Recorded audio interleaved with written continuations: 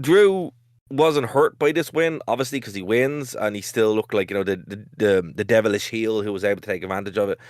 Cody wasn't hurt by this because obviously he didn't really lose, even though he did. Um, but it also looks like now you have three different feuds here, right? You have Drew Yeah. McIntyre versus Cody Rhodes, obviously the return match whenever that's done. Cody Rhodes versus Fatu, and then Drew McIntyre versus Fatu. So we went from a situation last week where we're like, oh my God, what's Cody going to do? This is pretty bad, to three separate feuds that can intersect at some point. And no matter who wins, that gets the rub. Be it Cody again, which they probably won't put the belt on Cody for a while, thankfully. But you have the opportunity to build Drew McIntyre here as a monster heel, or that like tweener where he's still a heel, but through his feud with Fatu, who is a pure out and out heel who's just been introduced into this, um, you have that, and I think that's going to be really interesting. That'll probably carry us through the Rumble into WrestleMania. Now, I don't think they'll feud at WrestleMania for sure, but going into it, that's a really, really cool setup that we haven't actually had. And it seems really fresh. I'll be honest with you, if Cody had won this, I would have been in a foul mood today. Because it's just like, oh, they haven't learned anything. But No. another reason that they did this, Christopher, is SmackDown recently went back to 3 hours. So I think they had to justify that it was a show worth watching. And this is a very, very strong show. Look, the Germans are quite serious and not super loud and stuff like that, but they showed up tonight and they were really, really it was a good crowd. They were into Yeah. everything that was happening. They weren't up there with the French, obviously, but at the same time, I wasn't expecting the German crowd to be that hot. And it was a really, really good show, as far as everyone was not burned out. And at 3 hours, look, it's a long time. I've been to wrestling shows. I mean, I've been to a bunch of AEW shows, and they go on for 8 hours. And at the end of it, you're like, I fell asleep at one of them because I was like, I can't anymore. So I fell asleep at the main event. The crowd wasn't like that tonight. There was Yeah, definitely. everyone there was super into it. I think it was paced really well. As you said, we had the tag team belts changing as well.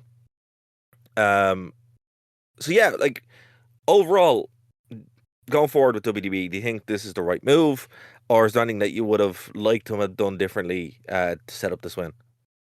No, I think they did it all right. And we some people have forgotten that when Jacob Fatu got taken out, they speculated it was Drew McIntyre that did it. So this renews that, that whole like what we had last year with who attacked Jade Cargill freeway thing going on. We kind of rekindled this. Now, do we think Drew did it? Of course, we think he did it. But there's always that little hint that, well, maybe he did. Maybe it was somebody else. Maybe it was Cody. Maybe it was this person. Maybe it was that person. Yeah, But this definitely sets up a rivalry with Jacob Fatu going forward. And like you said, it didn't have to be going to the Rumble and to Chamber match and then into WrestleMania. This could be later in the summer, Money in the Bank, SummerSlam type of thing. yeah, But they absolutely. definitely are planting the seeds for something, and I hope it's incredible what they're going to do with it.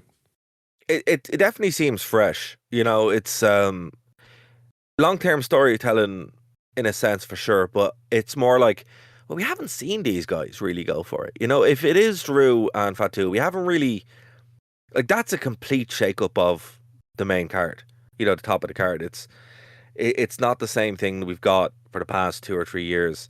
And look, Drew is great, and he always has been, even when he was in 3MB, when he was over, came back initially as Drew McIntyre, not Drew McIntyre, I can't remember Drew Galloway in Oh TNA, yeah, and then when he came back, like I was there the day that he debuted that character in TNA, and it's like this guy's a star, and little by little he has put in all the work to earn that, and I think now this is going to be it's going to be his year. Now the problem is when we'll get to that eventually, who takes it off him? But I can see Drew holding that probably into the summer, as you said. There's no yeah. reason for him to drop it before SummerSlam, but I think he'll have a good run. I was not expecting this tonight, but my God, I'm very, very happy. Were you happy with the match overall? Do you think it was a good three stages of hell match? Because look, it's been a decade since we've had the last one, so had a lot to live up to. I mean, if people haven't really seen any of the Three Stages of Hell matches in general, then this was a pretty good match. And for somebody like myself who's been in the three stages of hell match, this was pretty damn good. Oh, you were? What was it like? It was, yeah. What's it like Oh, pacing was? it,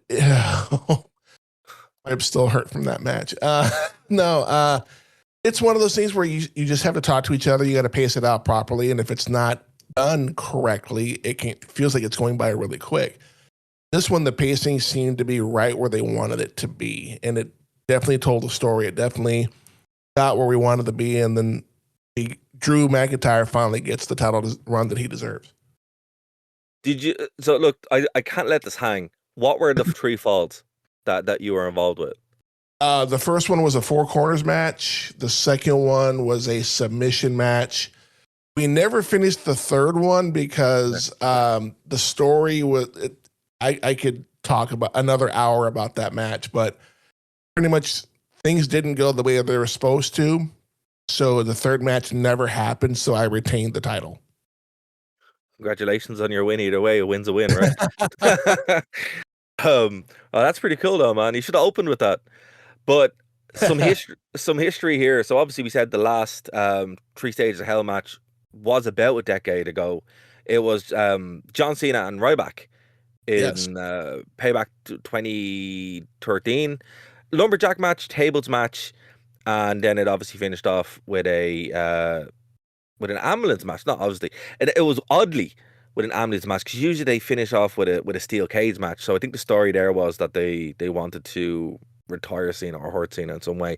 It was around Yeah. Ryback was working dangerous, so that was kind of the story there. But one thing I forgot about, a more traditional three stages of hell match, which is a standard match, street fight, and then a cage match. We actually had two of them, but they weren't on the main card. They were in NXT. So Gargano and Cole and Kyle O'Reilly and Adam Cole in Takeover Toronto 2 and then Takeover 36 respectively. But even still, that was what, 5 years ago? Sometime. And then before that again, uh Randy Orton and Triple H had one at the Bash in 2009. Standard match, false count anywhere, stretcher match, and then Triple H Shawn Michaels one, which is probably, I think that's the most famous one, if not for the first one, but I'll get to that in a second. That was Armageddon 2022, street fight, steel cage, and a ladder match.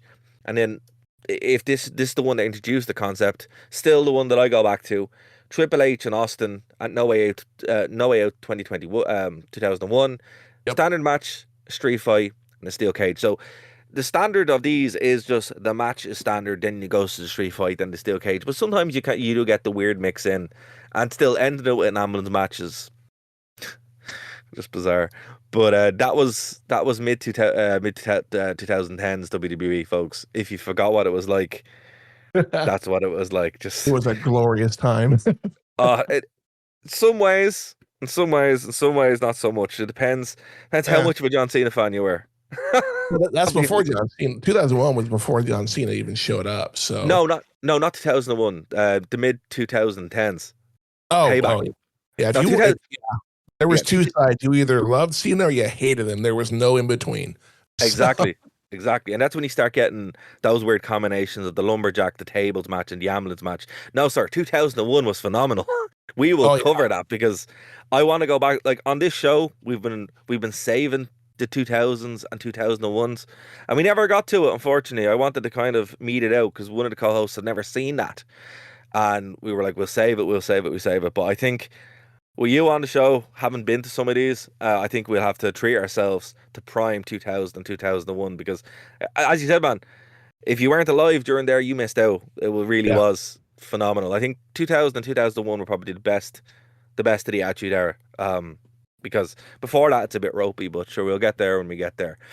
But yeah, look, three stages of hell. There's been now seven in the WWE if we count the NXT stuff, and this match again it lives up to it. It was a strange choice to see it on a random SmackDown, but then again, it wasn't a random SmackDown. They have to do these PLE qualities because they're going to Saudi Arabia, so you're not going to get your guaranteed reaction. You're not going to get those big title changes. You're not going to get it in such a way. So they kind of box themselves in a corner. And then as well, as I said, 3 hour SmackDown is a tough sell. So they're like, yeah. here, look, we're actually not going to be a waste this time. We're going to do stuff on the show. And I think that's what this show was, Christopher. I think this was a statement of a show. Oh, I agree, 100% agree. And like I said, I have a reason to want to watch SmackDown now.